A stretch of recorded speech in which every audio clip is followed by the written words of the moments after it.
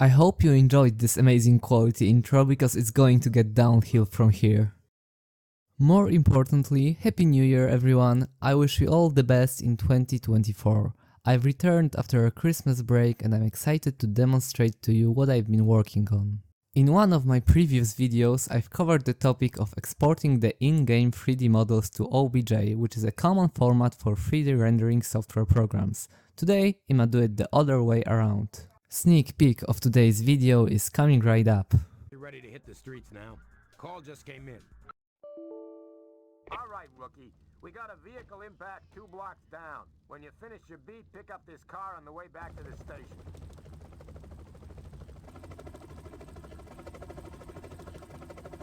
Also got...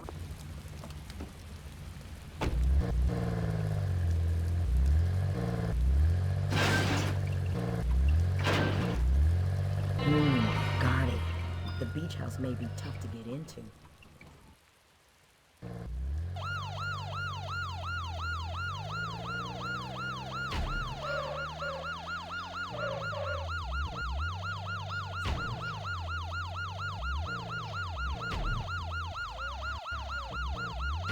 Officer, can you save me?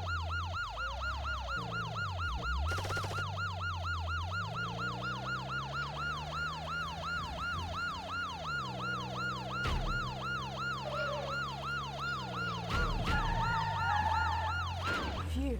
Officer Stern, ain't it? I thought that the UC... Cut it, Godansky. I know you've been snooping around the Wildcats like flies on... Stern, I only gave the UCPD a hard time because this...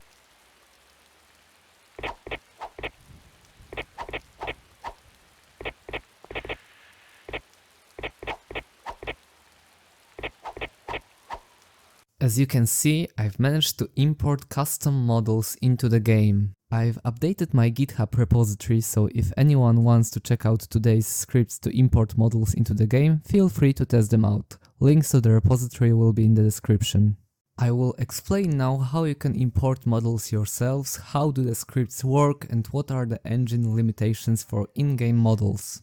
You probably noticed I'm not the most experienced Blender user out there, so some of the models I've used in the video have been created by artists who shared their work on sites like Sketchfab. Links to the models used in the video are available in the description. Some of the models were too complex for the game engine to handle, so I had to reduce quality for a few of them by making them low poly. Here's what you'll need to import your custom models into the game.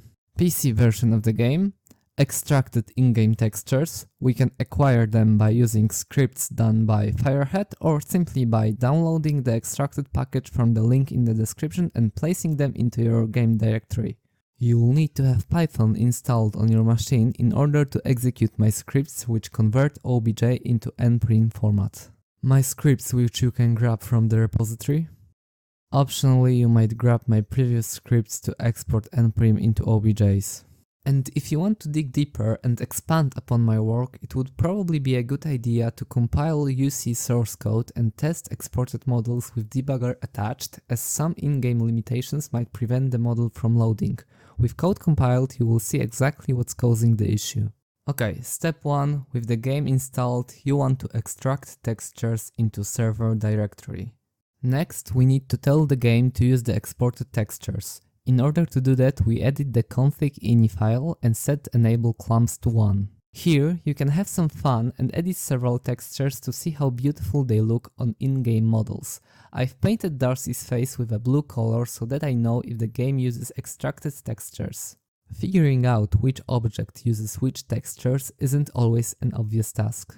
You can use my previous script nprim visualizer as it displays which textures are assigned to a given object. Now we need to choose which model we want to replace. I have all nprim objects converted to OBJs, so I can preview which one is which. Let's say we want to change Polly's car to some random cube with custom UV textures applied on it. It's very helpful to have both of the objects loaded in Blender in order to adjust the size of the newly created one to match the previous one. This way they won't be too small or too big in the game.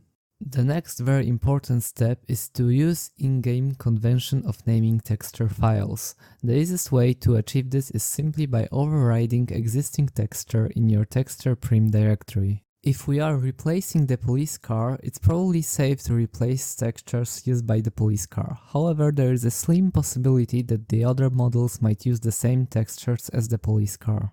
After we are done with modifying our mesh, we export the model into OBJ format. OBJ file should consist of only one Blender object. If you were to download a model which contains multiple separate parts, simply join them together before exporting into the OBJ file. Material files should point directly to the texture files used by the game.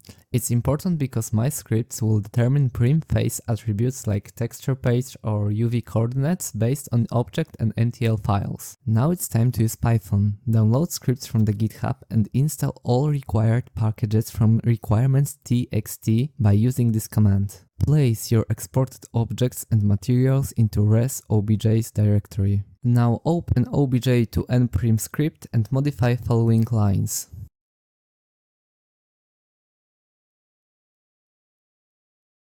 After adjusting these lines, execute the script. If everything goes smoothly, execution time will be displayed in the output window and nprim object in the game directory should be replaced. Okay, rookie, listen up. Take the squad car. I'll start the watch as soon as...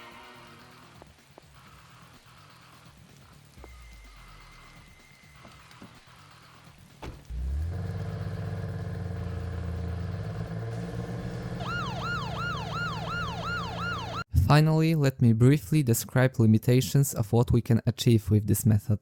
The objects you create or download must have relatively low number of polygons and vertices. If you exceed certain amount, the game will either not load the model or will simply crash. I'm pretty sure that the UV textures cannot exceed 256 by 256 resolution. The more problematic issue with the UV is that the coordinates in nprim are limited by only 5 bits.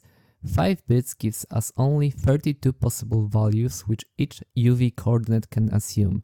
As a result, we are left with a limited precision in a UV mapping process. To visualize this problem, if a model is using a texture 128 by 128, the smallest possible square used by UV map is going to be 4 by 4 pixels, since 128 divided by 32 is 4. Additionally, my scripts assume that the UV coordinates are in range from 0 to 1, so if the model you are using have UV sections that are displayed outside the texture section, you should adjust them so they stay in bounds. Finally, my scripts might override nprim properties like collision, meaning if you replace lamppost, which is normally collidable, my scripts will remove this property for this object. I will probably fix it in the future to make it more customizable. With all that in mind, it's time to fly high into the bright future, reaching new heights where sky is not the limit. Let me know if you have given scripts a try, and please share all your creation with me, cause I will be delighted to showcase them.